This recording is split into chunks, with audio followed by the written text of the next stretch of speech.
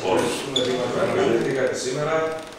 Είναι ιδιαίτερη τιμή για εμάς για το αναπηρικό κίνημα σήμερα που φιλοξενούμε στην πόλη μας τον πρόεδρο της Εθνικής Ομοσπονδίας του Ευρωπαϊκού Φόρουμ και του Παγκόσμιου Οργανισμού Αναπηρίας, τον πρόεδρο του Γιάννη Βαρδακαστάνη και τον Χρήστο Κεσόπουλο, αναπηρωτή Γενικό Γραμματέα της Εθνικής Ομοσπονδίας. Και καταλαβαίνετε ότι δεν γίνονται συχνά τέτοιες επισκέψεις και όταν γίνονται υπάρχει σοβαρός λόγος. Σήμερα νομίζουμε ότι είναι η κατάλληλη στιγμή που δόθηκε η ευκαιρία να έρθουμε σήμερα εδώ. Και από την ευκαιρία να έρθουμε να συναντήσουμε και εσάς, Δήμαρχε. Ξέρει ο πρόεδρος ο οποίος είστε κοντά μας, το έχουμε μεταφέρει τα μηνύματα και γι' αυτό ήταν μια ευκαιρία καλή. Έλεγα νωρίτερα, Δήμαρχε, ότι έχω ανάστος αυτό το κτίριο από την εποχή που ήταν Δήμαρχος ο Δευτέρης ο Αθανασιάδης. Πολλά χρόνια. Ναι, και έλεγα ότι τώρα στα 55 έχω ανάμειξα πάρα τα νεανικά μου χρόνια. Πρωτοήρθα στην Καβάλα το 86 με τον Χρήστο Κεσόπουλο και ήρθαμε και ιδρύσαμε εδώ τον πρώτο φορέα αναπήρων. Είναι η τοπική ένωση των Τυφλών. Ο πρώτος φορέας αναπήρων που ιδρύστηκε στην Καβάλα ιδρύθηκε από τον Χρήστο και από μένα και από τα παιδιά του. Και έχουμε παρακολουθήσει τη διαδρομή όλα τα χρόνια και εδώ στην Καβάλα, θα λέγαμε ότι έχουμε παρακολουθήσει, έχουμε λάβει μέρος στην συγκρότηση των φορέων κλπ. Το συμπέρασμα που έχουμε είναι ότι σήμερα, και είναι ευτυχές αυτό το γεγονός, ότι σήμερα, στην πιο δύσκολη στιγμή, διαθέτουμε στην πόλη σας, στην περιοχή σας, τις πιο δυνατές οργανώσεις που είχαμε στην ιστορία μας. Και αυτό οφείλεται στα παιδιά που είναι εδώ, στους Μάκης Μπέκη, στους συνεργάτες τους, στον Τάσο Πεζεκίδη που σε όλους τους συνεργάτες τους, που πραγματικά είναι στην πρώτη γραμμή. Ο Μάκης έχει εκλεγεί και στο Γενικό Συμβούλιο της Ομοσπονδίας από τον περασμένο Φεβρουάριο. Προχωρούμε ταχύτατα στην ίδρυση της Περιφερειακής Ομοσπονδίας Ατόμων με Αναπηρία Ανατολικής Μακεδονίας της Θράκης. Είναι μια από τις τελευταίες που ιδρύονται, στις άλλες περιοχές έχουμε σχεδόν κλείσει, για να δημιουργήσουμε και κοινωνικό εταίρο της περιφερειακής αυτοδιοίκησης στα θέματα της αναπηρίας, ταυτόχρονα να συλλογίσει τη δουλειά σε όλη την περιοχή, στους Δήμους, στις περιφερειακές αναπηρίες. Και έχουμε παρακολουθήσει και τη δική σας διαδρομή. Βρεθήκαμε μια φορά σε μια εκδήλωση στην Αθήνα, θυμάμαι. Ναι, ναι. Ήμασταν ομιλητές από την... Ήταν η κυρία Κασέλη. Ναι, είσαστε στην Ένωση Περιφερειών. Είμαι στην Ένωση των Περιφερειών, στην Επιτροπή των Περιφερειών. Στο ίδιο κτίριο πάμε. Εσείς πάτε στην Κοινωνική Επιτροπή. Ναι, πάμε στο ίδιο κτίριο. Εσείς πάτε αριστερά, εγώ δεξιά.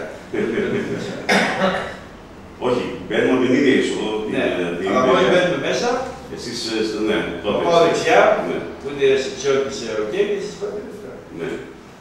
Πηγαίνω 5 φορές τον χρόνο περίπου. Πηγαίνω. Α, σιγά που καθαράξτε. Εγώ πάω και 2 φορές την εβδομάδα. Κανονικά, αν ήθελα να ακολουθήσω όλο το πρόγραμμα, θα πήγαινα πιο συχνά, αλλά τώρα έχουμε και καθήκοντα εδώ διαφορετικά. Εσείς εκεί έχετε έναν άλλο ρόλο και ξέρετε, θα σας πω το λόγο που είμαι πολύ δραστήριος. Είναι 2 ή και παραπάνω, βασικά 2. Ο πρώτος είναι ότι εγώ πάω κάπου ή πρέπει να πάω και να κάνω κάτι ή δεν πάω. Δηλαδή είναι χαρακτήρας. Το δεύτερο είναι ότι ήθελα στην ΕΟΚΕ να αλλάξω όχι μόνο τον τρόπο προσέγγισης, αλλά και τη δομή της στα θέματα της αναπηρίας. Συνήθως τα καινούργια μέλη λέγανε ότι εγώ στα 2,5 χρόνια που είμαι εκεί έχω κάνει 5 γνωμοδοτήσεις. Να, μάλιστα. Έχω κάνει 5 γνωμοδοτήσεις. Είναι δύσκολη δουλειά.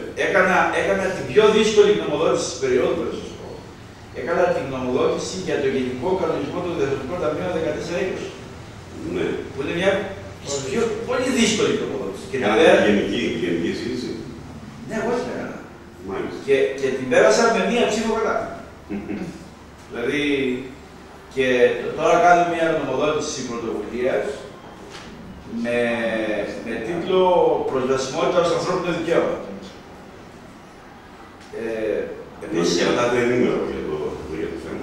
Ναι, γιατί κουβέντα για την προσβασιμότητα. Γίνεται όλο συνήθως και τα τεχνικά χαρακτηριστικά της. Πώς θα είναι η ράμπα, πώς θα είναι εκείνο, πώς θα είναι τ' άλλο.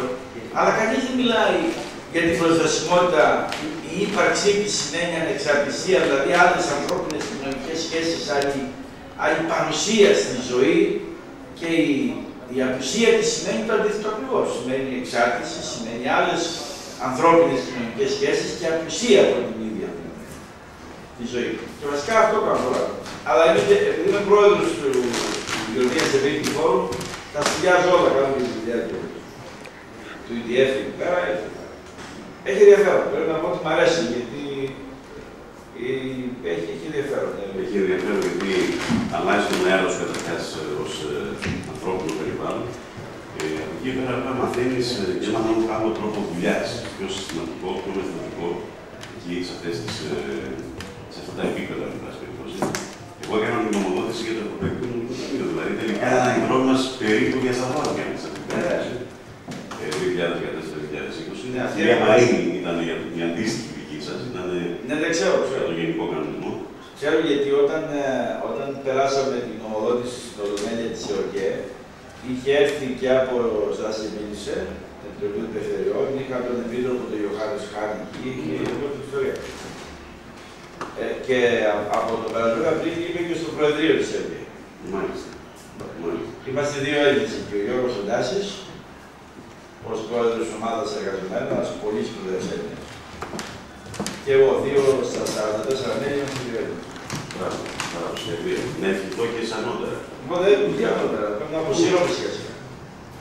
Δεν πειράζει, εντάξει, η εμπειρία κάποιων ανθρώπων είναι πολύ ανεκτήμητη και παρά το ότι λέμε ότι οδήγησαν αντικατάσταση, παρά εντάξει, είναι γεγονός ότι και οι νεότεροι πρέπει να μαθαίνουν, αλλά αυτή είναι η πλευρά. Πρέπει να αξιοποιούμε όσο μπορούμε περισσότερο τους Έλληνες. Ακούστε να σας πω, εγώ στα ευρωπαϊκά και στα διεθνή μπόρεσα να σκέφτομαι ελεύθερα. Δηλαδή,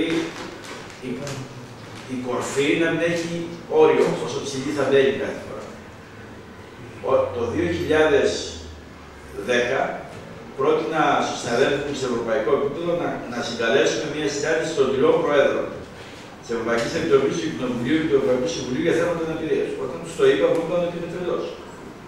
Οι Ευρωπαίοι ήταν, έτσι. Λέω, δώστε μου το OK εσείς και θα δούμε ποιος είναι τρελός. Μου έδωσαν το OK και ξεκίνησα και στις 6 Δεκεμβρίου του 2011 έγινε η συνάντηση. Τους είπα ότι θέλω να κάνω συνάντηση των επικεφαλής των πολιτικών ομάδων του Ευρωπαϊκού Κοινοβουλίου για να σχεδιάσουμε για το ρόλο του Ευρωπαϊκού Κοινοβουλίου για θέματα αναπηρίας. Το ανακοίνωσα και το Δεκέμβριο στο Τρίτο Ευρωπαϊκό Κοινοβούλιο για την αναπηρία. Προχτές 5 Ιουνίου έγινε η συνάντηση. Αποτέλεσμα αυτής είναι η δημιουργία ειδικής επιτροπής μέσω του Κοινοβουλίου, οριζόντιας για θέματα ατόμων αναπηρίας και για την εισαγωγή της σύμβασης για τα δικαιώματα των ατόμων αναπηρίας στο Κοινοβούλιο. Θέλω να πω, φέτος, είπαμε, υπήρχε δέσμευση σε κάθε 2 χρόνια να γίνει τη συνάντηση των Προέδρων. Των 3 Προέδρων και εμένα. Ποιος θα τη συγκαλέσει και θα τη κλείσουμε από το Σούλτς. Ο Σούλτς συμφώνησε, τέλος Νοέμβρη γίνει τη δεύτερη συνάντηση.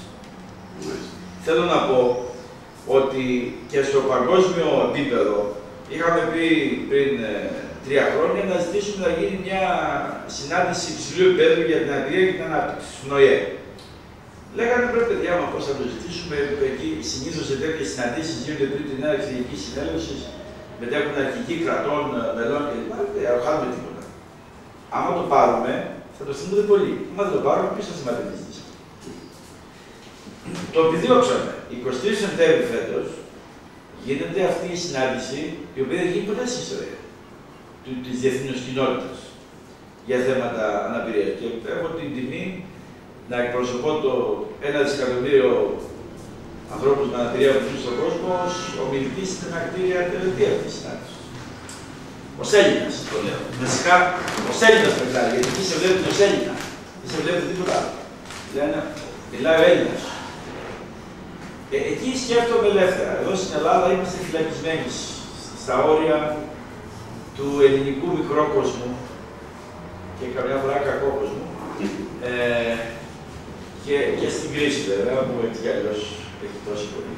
και επηρέασε τους πάντες. Τόσο πολύ μας έχει.